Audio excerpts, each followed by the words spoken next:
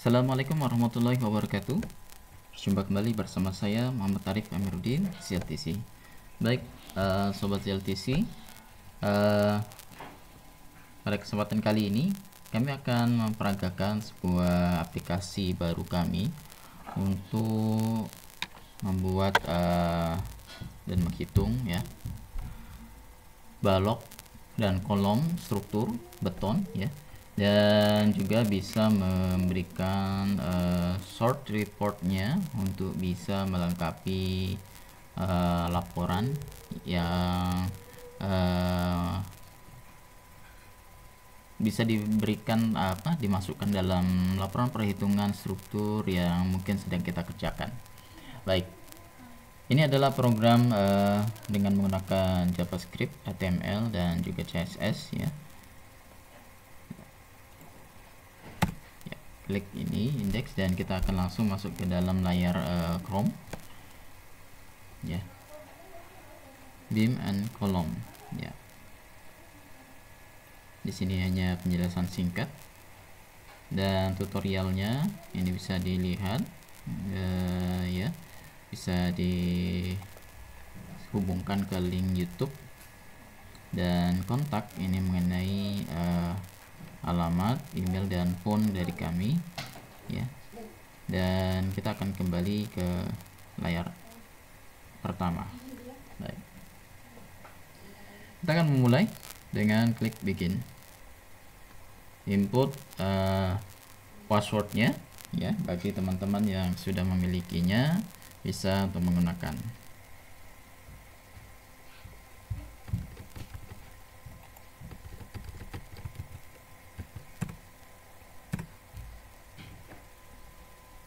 Ya, inilah tampilan pertama setelah kita masuk ke dalam ruang analisis ya.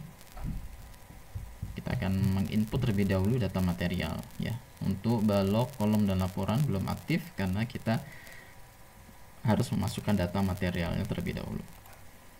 Baik, kita isi di sini misalnya rumah, mutu beton yang kita gunakan 300, dan mutu tulangan pokok atau tulangan lentur, tulangan momen ya, kita bisa gunakan di sini 420 MPa. Dan untuk sengkang atau peminggang ya, bisa juga menggunakan tulangan polos 240 MPa atau tulangan ulir tapi dengan mutu rendah 280 MPa. Klik tab ya, atau tekan saja input ya. Di sini akan berubah. Dan di sini terlihat balok, kolom, laporan akan aktif. Kemudian kita klik di sini balok, dan kita akan menginput terlebih dahulu data-data balok, dimensi balok yang akan kita cek dan buat sketsanya.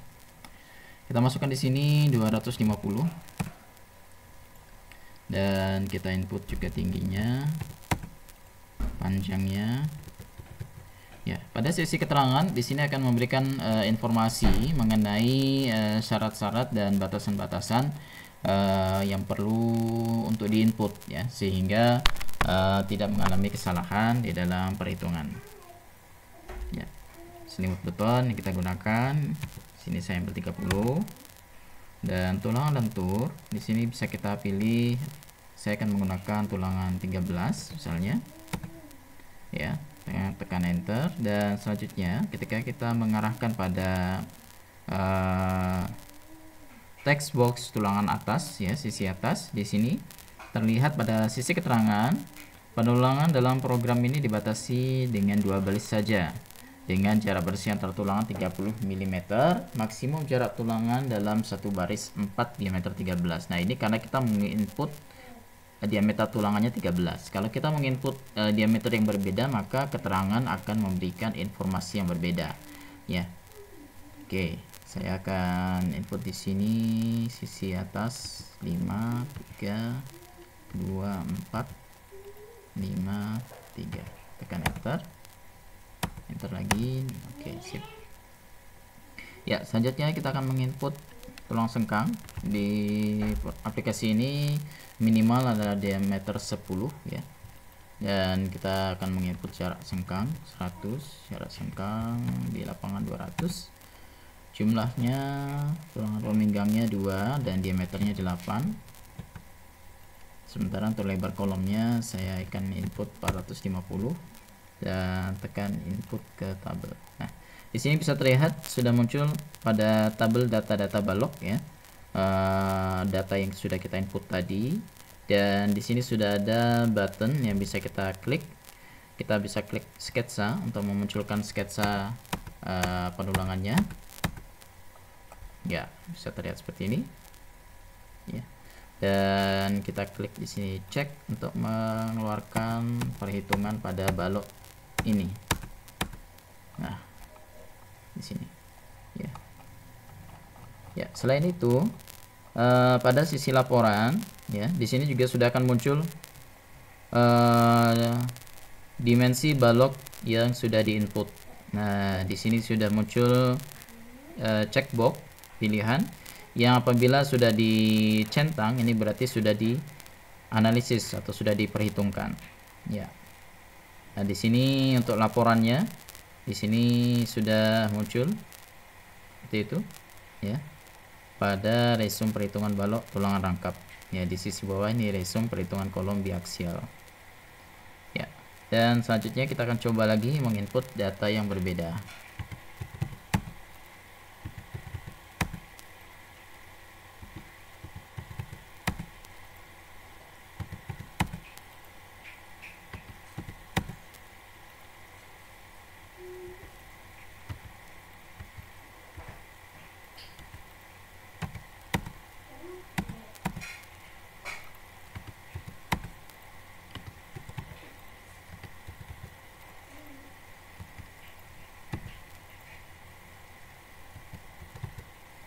Klik input tabelnya. Nah, dia akan muncul di baris kedua seperti itu. Caranya juga kita bisa tinggal klik sketsa 2 dan cek 2. Nah, kita lihat di laporan. Nah, di sini sudah muncul dimensi balok yang baru kita input, tapi di checkboxnya belum tercentang. Ini menandakan belum dianalisis ya. Jadi kita bisa klik dulu button cek 2-nya agar dapat mengaktifkan checkbox yang ada di sini. Ya, checkbox secara manual bisa, akan tetapi menjadi untuk validasi menjadi kurang ya. Dan pada laporan di sini dia tidak akan muncul kalau belum dianalisis. Ya, seperti itu. Baik, di sini saya akan klik sketsa 2. Ya, di sini sudah berubah datanya. Dan di sini masih lembar yang lama. Kita klik dulu cek kedua. Ya. Ya. Nah, di sini sudah muncul lembar perhitungan untuk daftar balok yang baru. Nah, lembar perhitungan yang yang detail ini bisa di print secara terpisah dari resume. Jadi tinggal diklik saja print. Nah, di sini akan masuk ke dalam layar print ya, kita bisa print, dan jika terpotong di sini kita bisa atur sedikit dengan ya, scale-nya bisa kita atur sehingga dia tidak terpotong seperti ini ya. Oke. Dan kita bisa lihat di laporan ya, di sini sudah ada, dan di sini sudah ada resume-nya. Ya, kita tinggal klik di sini print. Nah, tapi kita harus mengisi terlebih dahulu nama proyek dan engineer-nya. Kita isi di sini misalnya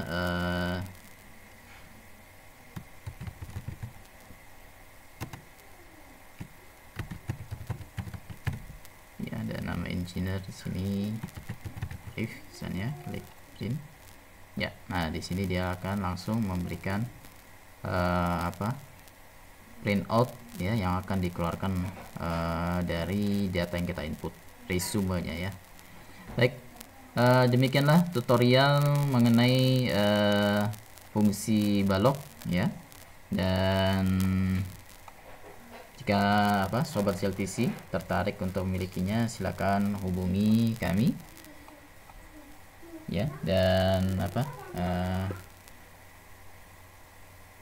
pada program ini bisa disesuaikan dengan perusahaan dari sobat ZLTC.